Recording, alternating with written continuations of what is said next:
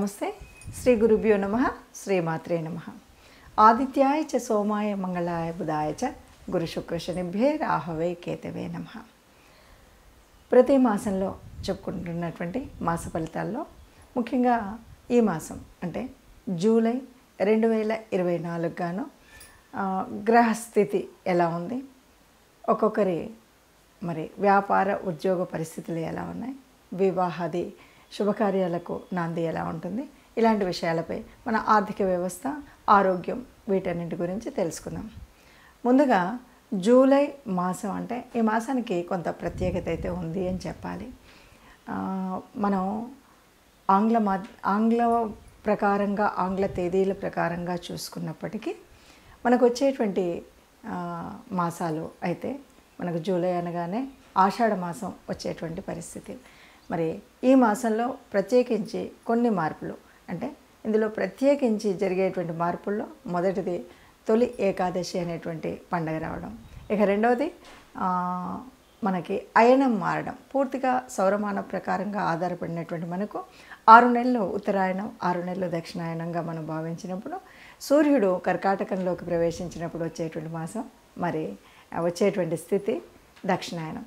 దక్షిణాయనంలో దైవ ఉపాసన చేయడం అనేటువంటిది ఒక సలక్షణమైనటువంటిది, మన ఆరోగ్యాన్ని ఆయుష్ని కాపాడుకునేటువంటి స్థితి. ఈ పరిస్థితుల్లో మరి ఈ నెలకు గ్రహాలు ఎక్కడెక్కడ ఉపస్థితి అయి ఉన్నాయి ఏంటి చూద్దాం. ముందుగా మనం చూసినట్టయితే మేషరాశిలో రాశ్యాధిపతి అయినటువంటి కుజుడు అక్కడే ఉండడం అనేటువంటిది మొదటి స్థానం. ఇక వృషభ రాశిలో గురువు ఉంటాడు. గురువు ఉన్నప్పటికీ 12వ తారీఖుకి మరి ఇదే కుజుడు గురువుతో కలవడం, ఇక్కడ మనకి గురుమంగళ యోగం కూడా ఏర్పడేటువంటి ఒక శుభకరమైనటువంటి పరిస్థితి కనిపిస్తుంది. ఇక తదుపరి మిథునంలో రవి, బుధుడు, శుక్రుడు ముగ్గురు ఉన్నారు. ఈ ముగ్గురు ఒక్కొక్కరు మారుతూ ఉంటారు. అంటే 17వ తారీఖున మనకు రవి కర్కాటకంలోకి ప్రవేశిస్తాడు. ఇక్కడే మనకు దక్షిణాయనం ప్రారంభమవుతుంది. అలాగే బుధుడు 7వ తారీఖున, శుక్రుడు 20 తదుపరి, ఇలా ముగ్గురు కూడా కర్కాటకంలోకి ప్రవేశించేటువంటి పరిస్థితి. ఇక కేతువు కన్యలో ఉన్నారు. శని భగవానుడు మరి తన స్వక్షేత్రమైనటువంటి కుంభంలో వక్రగతిలో ఉండడం మనకు తెలుసు. ఇక మీనరాశిలో మరి రాహు ఉన్నాడు. ఇది మనకు కనిపించేటువంటి గ్రహస్థితి. ఇలాంటి పరిస్థితుల్లో ఒక్కొక్క రాశికి కాను ఎలా ఉంటుంది అంటే ఈ 12 ద్వాదశ రాశుల్లో కూడా ఉన్నటువంటి గ్రహస్థితిని బట్టి ఏ రాశి వారికి ఈ రాశిలో ఎలా ఉంటుంది ఈ నెల కాలం ఈ పరిస్థితి అన్నది తెలుసుకుందాం. తదుపరి రాశి సింహరాశి. సింహరాశి వారికి జూలై మాసంలో ఎలా ఉంటుంది? జూలై మాసంలో సింహరాశి వారికి ఎలా ఉంటుంది అంటే ముఖ్యంగా ఇది అన్ని రకాలు ఏ రకమైన వృత్తిలో ఉన్నటువంటి వారైనప్పటికీ కూడా అన్ని రకాల వృత్తుల వారికి అధిక ఆదాయం అయితే ఉంటుంది అని చెప్పొచ్చు. అది వృత్తి ఏదైనా ఉద్యోగం ఏదైనా చక్కగా ఆదాయం మాత్రం నిండుగా ఉంటుంది, అధిక ఆదాయం ఉంటుంది. అట్లాగే మీరు యత్నించినటువంటి కార్యాలు, ఇంతకుముందు ఏదైనా ప్రయత్నించారు, ఇలా చేయాలనుకున్నారు, ఎక్కడికో వెళ్ళాలనుకున్నారు, ఏదో కొత్త వ్యాపారం పెట్టాలనుకున్నారు, కొత్త వృత్తి ప్రారంభించాలనుకున్నారు, ఇలా మీరు ఏ వృత్తి వ్యాపారాలు ఇంతకుముందు ప్రయత్నించారో ఆ యత్నించినటువంటి కార్యం సిద్ధించడానికి చక్కటి సమయంగా ఈ సమయాన్ని చెప్పొచ్చు. అలాగే మీకు ఇంతకుముందు ఏదైనా చిన్న పొన్న అనారోగ్యం ఉంటే కనుక ఆ అనారోగ్యం నుండి మీకు ఆరోగ్యం సిద్ధించేటువంటి సమయంగా కూడా చెప్పొచ్చు. అలాగే మనసు ఉల్లాసంగా ఉంటుంది. అట్లాగే మీరు అనుకున్నటువంటి విషయాన్ని అనుకున్నట్టుగా చేయొచ్చు. అట్లాగే భూమి, గృహము, ఇలా ఆస్తులు, స్థిరాస్తులు పొందడం కోసం చేసేటువంటి ప్రయత్నాలు ఏవైతే ఉన్నాయో వాటికి ఇక్కడ చక్కటి పునాది వేసుకోవచ్చు. అంటే మీరు ముందు నుండి కొందామనుకొని ప్రయత్నం చేసుకొని ఏదో చిట్టి వేసుకున్నారు, లేకపోతే ఏదో ప్రణాళిక వేసుకున్నారు కదా, ఇంతవరకు అది జరగలేదు, ఎందుకో ఏవో అడ్డంకులు వచ్చి, ఇప్పుడు అది జరిగేటువంటి పరిస్థితి మనకు కనిపిస్తుంది అనమాట. అందుకని ఈ మాసంలో మీరు కొనాలనుకున్న భూములు కొనాలనుకున్న వాళ్ళు కానీ, ఆస్తులు కొనాలనుకునే వాళ్ళు కానీ చక్కగా ఈ ప్రయత్నం చేసినట్టయితే నిర్విఘ్నంగా ఆ పని చేయొచ్చు. అయితే ఇక్కడ ద్వితీయంలో కేతువు ఉన్నాడు కాబట్టి మీరు ఎంతసేపు వైరాగ్య ధోరణిలో ఏదో మాట్లాడినట్టయితే కష్టం అవుతుంది. అలా కాకుండా మీరు కొద్దిగా ధైర్యంతో స్థైర్యంతో ఉంటే గనక చక్కటి అనుకున్నది అనుకున్నట్టుగా చేయగలుగుతారు. అలా చేయడం కోసం ఆలోచించాలి. ఇక్కడ శని 7వ స్థానంలో ఉన్నాడు. 7వ స్థానం అంటే వ్యాపారం, గృహం. అయితే శని ఉన్నప్పుడు ఎలా ఉంటుంది, కొంచెం ఇబ్బందులు అంటాను కదా. కానీ ఇక్కడ ఉన్నటువంటి శని భగవానుడు వక్రించినటువంటి శని భగవానుడు, సప్తమంలో వక్రించిన శని భగవానుడు ఉండడం వల్ల వ్యాపారపు వృద్ధి ఉంటుంది. అంటే పార్ట్నర్షిప్ వ్యాపారాలు ఏవైతే ఉన్నాయో అవి వృద్ధి చెందడము ఉంటుంది. అలాగే భార్యాభర్తల మధ్య ఉండేటువంటి సత్సంబంధం బాగుంటుంది. అయితే ఇక్కడ ఒక్క విషయాన్ని, ఆరోగ్యం బాగుపడుతుంది అని చెప్పినప్పటికి కూడా 8లో ఉన్న రాహువు వల్ల ఏదైనా అంటే తొందరగా వ్యాపించేవి కొన్ని అంటువ్యాధులు ఇలా ఉంటాయి కదా. ఇలాంటప్పుడు మాత్రం జాగ్రత్తగా ఉండాలి. అంటే నలుగురిలోకి వెళ్ళినప్పుడు మీ తగు జాగ్రత్తలు తీసుకున్నట్టయితే ఆరోగ్యం బాగుంటుంది. ఇక 9లో ఉన్నటువంటి కుజ భగవానుడు, 9లో కుజ భగవానుడు ఉన్నాడంటే పూర్వపుణ్య ఫలం వల్ల జరిగేటువంటి ఈ స్థానంలో భాగ్యంలో మనకు కుజుడు ఉన్నాడంటే, కుజుడు అంటే కోపం వస్తుంది, కుజుడు అంటే యుద్ధానికి బయలుదేరుతారు, ఇలా కదా మన అభిప్రాయం.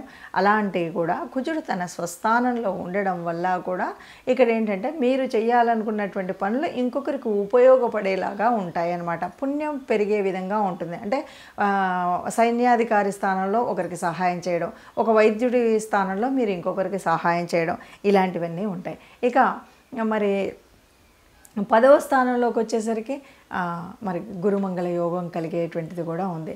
కాబట్టి మీరు ఏది అనుకుంటే అది చక్కగా సమృద్ధిగా చేయగలిగేటువంటి స్థానం ఉంటుంది. 10వ స్థానము అంటే ఇది మీకు ఉద్యోగ స్థానం. ఈ ఉద్యోగ స్థానంలో మీరు చెప్పింది అందరూ వినేటువంటి పరిస్థితి అయితే ఉంటుంది.